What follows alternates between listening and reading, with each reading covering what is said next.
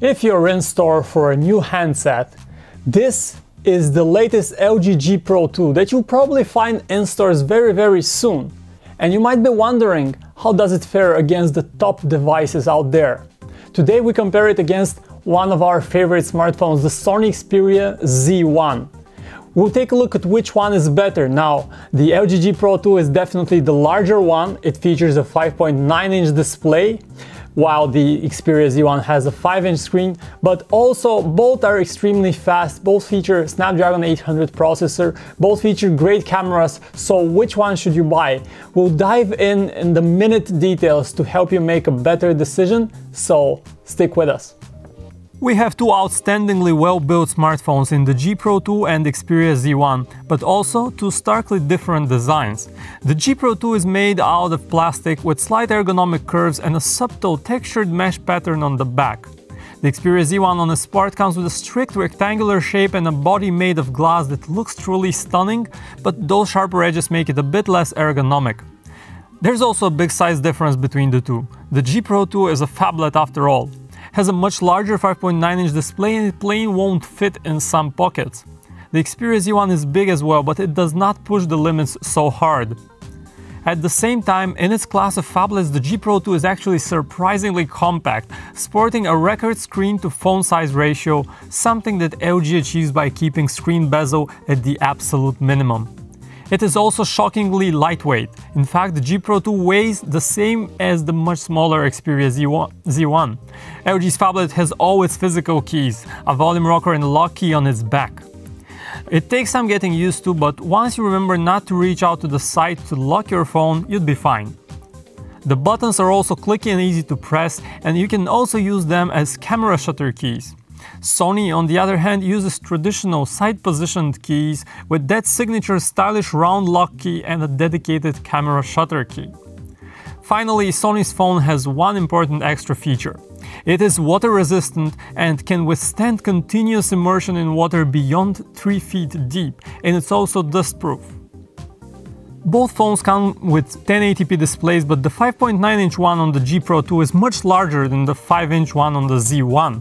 Which one is better though? It's hard to say, as both have their pros and cons. The screen of the Xperia Z1 suffers from poor viewing angles. Tilt it just slightly and the screen starts to lose a lot of its color and vibrancy. The G Pro 2 has an IPS LCD screen with very good viewing angles and fine colors. Whites are a bit bluish, but for the most part, color accuracy is fine.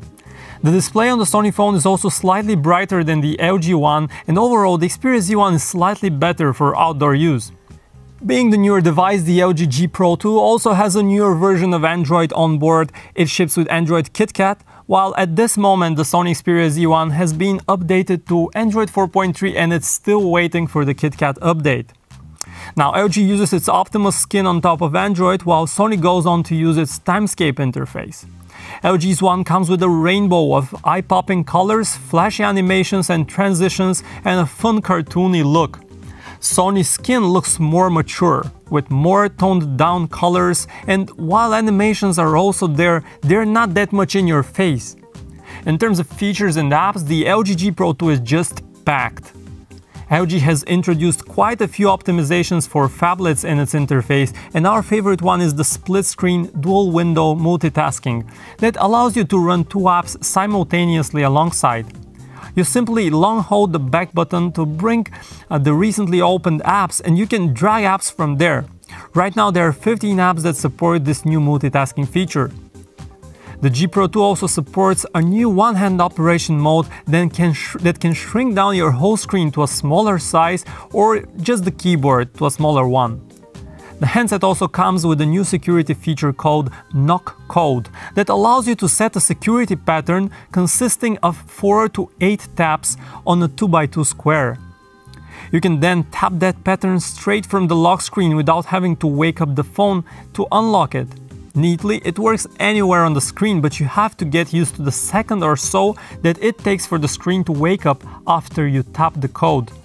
Customization options are also rampant on the G Pro 2 with its support for custom themes and all sorts of tiny novel features.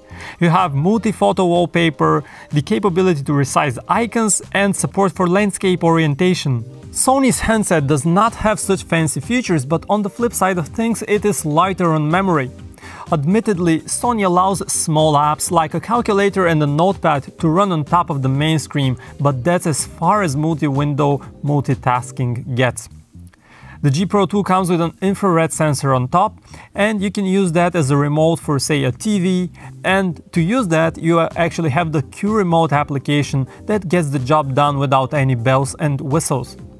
LG also bundles in its own voice assistant that it calls Q Voice, and you can use it in addition to Google Now.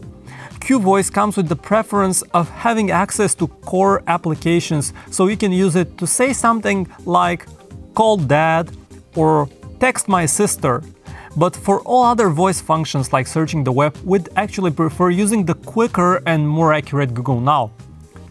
Both phones feature large enough displays so that the buttons in the on-screen keyboard are big and well spaced and easy to type on both. The LG keyboard has an additional row with the numbers, and that's definitely a time saver, plus overall it feels just a little bit more comfortable and snappier. The G Pro 2 and Sony Xperia Z1 are both high-end devices that pack a lot of punch, and they both stand up to a standard of smooth, lag-free performance. Both run on the quad-core Snapdragon 800 SoC, a chip that can easily handle even heavier loads with ease. The slight hardware distinction between the two handsets lies in the fact that the G Pro 2 features 3 GB of RAM while the Xperia Z1 has 2 GB. The G Pro 2 also features double the internal storage. It's got 32 GB on board, whereas the Z1 comes with 16 GB on board. You can expand memory in both devices with micro SD cards of up to 64 GB, and that's good news. Say all you want about how inconvenient it is to carry around the phablet, but it's a liberating experience for web browsing. Desktop versions of websites look much better on the 5.9-inch LG G Pro 2, and that's a plus. Both LG's and Sony's devices come with the Chrome mobile browser preloaded, and it gets the job done effortlessly, with a well-optimized for touch interface, quick rendering of pages, and lag-free zooming and scrolling. In terms of connectivity, you have 4G LTE on both devices, and all other basics are covered as well. The two handsets support dual-channel Wi-Fi, Bluetooth 4.0, 8 GPS and NFC. And for connections to external monitors, the G Pro 2 relies on a slim port, while the Sony Xperia Z1 comes with an MHL port. That's something to keep in mind. The Sony Xperia Z1 comes with a 20 megapixel rear camera with a single LED flash, while the LG G Pro 2 sports a 13 megapixel shooter that also comes with optical image stabilization plus technology. Now, it's worth mentioning that the Xperia Z1 actually has the largest image sensor of any Android smartphone. It's in fact 60% larger than the one on the G Pro 2. Now, both camera apps open up quickly, but the actual interfaces are very different. Now, overall, LG supports various modes that you can manually pick from, and things like manual focus that are just not available in the Sony camera app. And LG's interface also has a slightly better optimized looks. There are no long lists that you have to scroll, and everything is within a tap or two. Both devices capture very good images that look sharp with an outstanding amount of detail and with vibrant colors. Now, the images shot on the Xperia Z1 though are a little sharper, but at the same time the handset tends to capture slightly washed out, even a bit bluish colors that look less impressive in comparison to the livelier ones in the G Pro 2. The LG handset shoots with more accurate, still very slightly oversaturated, but still more accurate colors, good exposure and excellent dynamics. The G Pro 2 also introduces 4K video capture, and it supports 1080p recording at 60 frames per second and the traditional 30 FPS recording, and that's a big advantage, having so many options. LG has included a new OIS Plus system on its part that combines optical image stabilization with software stabilization, and you can definitely notice an improvement in the steadiness of the recorded footage. While the Xperia Z1 does not have those elaborate functions, it still has the basics covered with support for 1080p video recording at 30 frames per second. What's more, the Z1 camera has probably the fastest continuous autofocus in video of any smartphone. It's nearly instantaneous, while the one in the G Pro 2 can take a very long while, and sometimes the focus jumps back and forth on it for no good reason. Phablets are changing the way we consume media, with their big screens acting like an invitation for consumers to watch more videos, more photos on the go, more YouTube videos, and the G Pro 2 with its spacious and vivid 5.9-inch display is no exception. Screen size alone gives it a definite edge over the Xperia Z1. Listening to music is also a more rewarding experience on the G Pro 2. LG's handset comes with a powerful 1-watt speaker on the back, and while it lacks a bit in depth, it's definitely a step above the quieter and generally less impressive speaker on the Xperia Z1. The G Pro 2 is a large device, but this large size does not translate well into loud sound in the earpiece, and in actuality, calls in the earpiece sound a bit on the quiet side. Our callers also reported hearing our voice with a bit of distortion. Those are not huge issues, but we expect a bit better from a high-end device like the G Pro 2. The Xperia Z1 is not perfect either, but you'll at least hear your callers much louder and clearer, and the same can be said for the other end of the line. Our conversation partners on the Z1 reported easily recognizing that natural tonality in our voice. The battery endurance of the Z1 is not all that impressive though. The phone just sucks up that battery juice very quickly. In most cases, the handset would last you a full workday, but overnight charging is pretty much guaranteed. The G Pro 2 ranks much better, and you can rest assured it won't die midday. Plus, on less busy days, it could last up to 2 days, which is nice. So finally, the time has come to answer the one big question left. Which one should you buy? The LG G Pro 2 or the Sony Xperia Z1?